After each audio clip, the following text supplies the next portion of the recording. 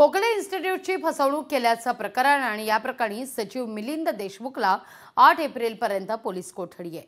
गोखले इन्स्टिट्यूटची 1.42 कोटींची फसवणूक केल्याचं प्रकरण हे समोर येताना दिसतंय।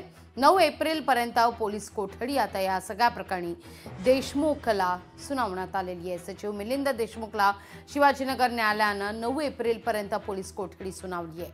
नामदार गोपाळ कृष्ण गोखले यांनी स्थापन केलेल्या सर्व सोसायटींचे सचिव मिलिंद देशमुखला अटक करण्यात आली आहे।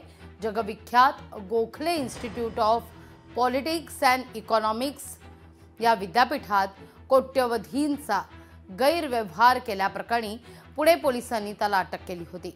आता न्यायालयानं त्याला 9 तारखेपर्यंत पोलीस कोठडी सुनावली आहे।